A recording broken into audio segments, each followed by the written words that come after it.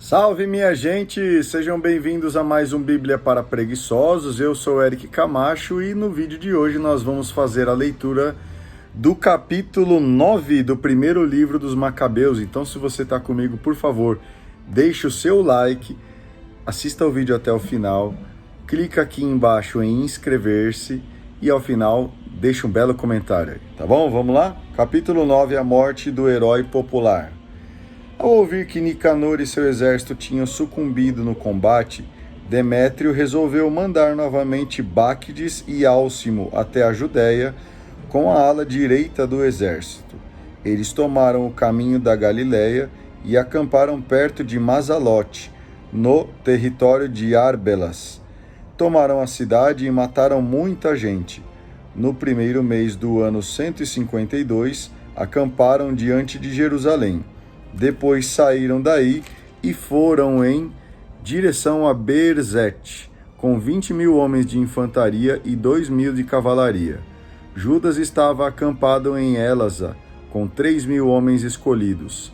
Ao ver o tamanho do exército inimigo, muitos deles começaram a ficar com medo e abandonaram o acampamento, ficando apenas 800 homens. Judas viu que seu exército estava se desfazendo e que a batalha era iminente. Ficou desencorajado porque não era mais possível reunir novamente os companheiros. Então disse aos que tinham ficado: "Vamos lutar contra o inimigo, se é que ainda podemos lutar contra ele." Os companheiros tentavam convencê-lo: "Não conseguiremos. Vamos agora salvar as nossas vidas. Depois voltaremos com nossos irmãos e então lutaremos contra eles. Agora somos muito poucos." Judas respondeu: "Fugir deles? De maneira nenhuma. Se a nossa hora chegou, vamos morrer com coragem em favor dos nossos irmãos. Não vamos deixar mancha nenhuma em nossa fama."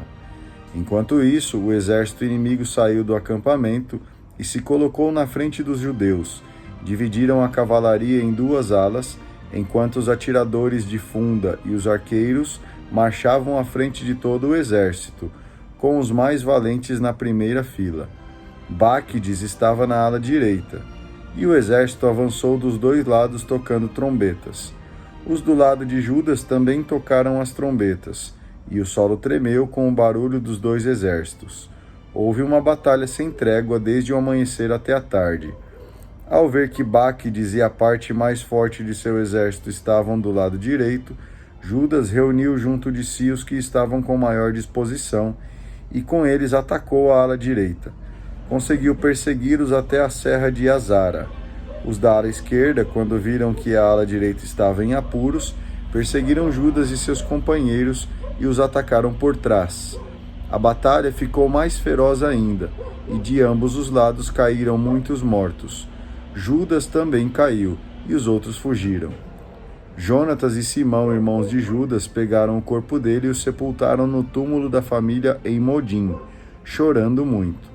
Todo Israel fez muitas lamentações por ele, e guardou luto por muitos dias, dizendo: "Como pôde morrer o herói, aquele que salvava Israel?"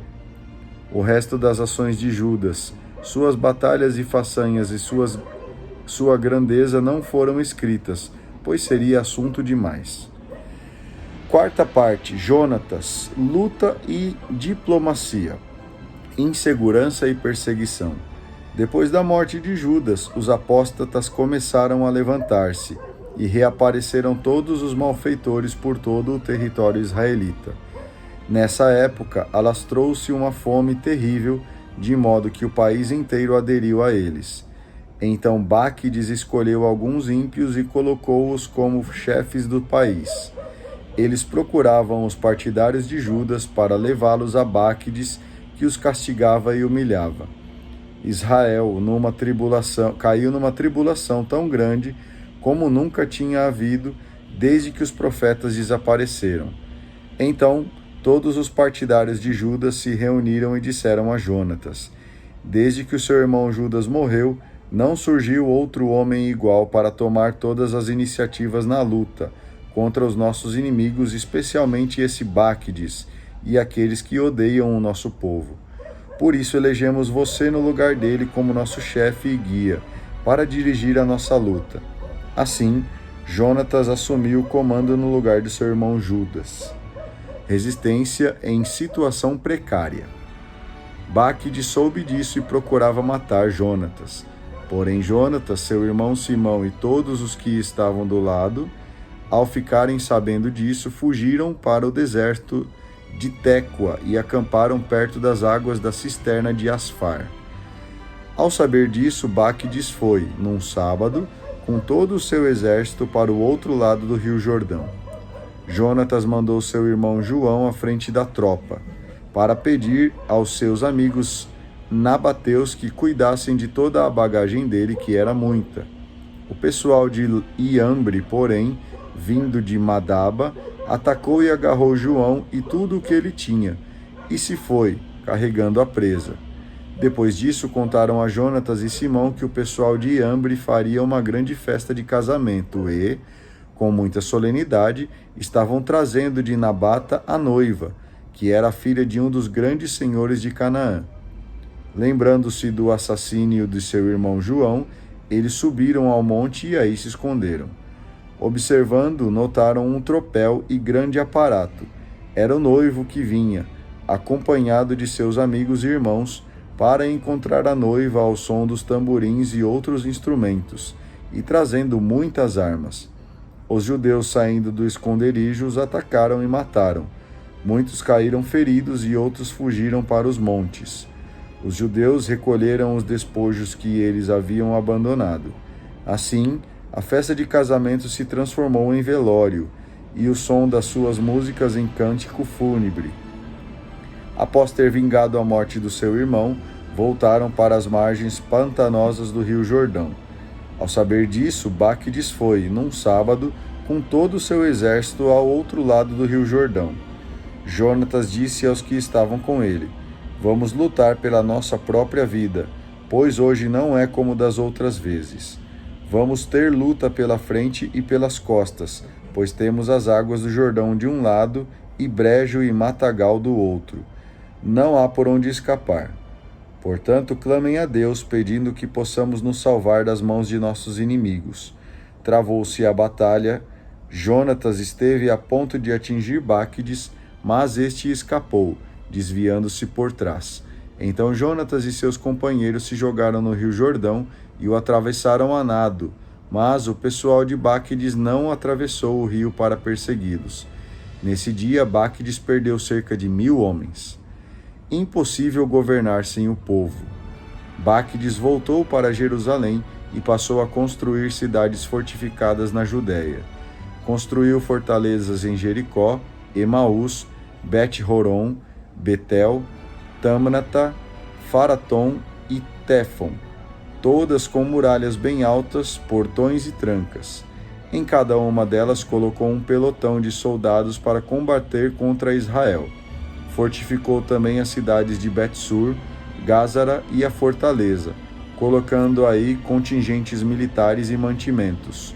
Tomou os filhos dos dirigentes do país como reféns e deixou-os presos na fortaleza em Jerusalém. No segundo mês do ano 153, Álcimo mandou derrubar o muro do pátio interno do templo. Ele pretendia destruir o que os profetas tinham feito, mas apenas começou a executar a demolição. Na mesma ocasião, ele caiu doente e suas obras foram interrompidas. Sua boca ficou paralisada, de modo que não podia falar nem dirigir a sua casa. Pouco depois, morreu no meio de grandes sofrimentos. Bacdes, ao saber da morte de Álcimo, voltou para junto do rei e a Judéia ficou tranquila por 2 anos. Um passo à frente. Todos os apóstatas se reuniram em conselho e combinaram: vejam como Jonatas e seus companheiros estão vivendo tranquilos e seguros. Vamos trazer Bacdes de volta e ele será capaz de prendê-los todos numa só noite. Então foram conversar com Bacdes. Este marchou com grande exército e, ao mesmo tempo, mandou instruções secretas a todos os seus colaboradores na Judéia, para que ajudassem a pegar Jonatas e seus companheiros. Mas nada conseguiram, porque o plano deles foi descoberto. os companheiros de Jonatas prenderam e mataram uns 50 homens do território que eram os cabeças dessa traição. Jonatas, Simão e seus companheiros fugiram para Bet-Bazi, na região do deserto. Reconstruíram e fortificaram o lugar.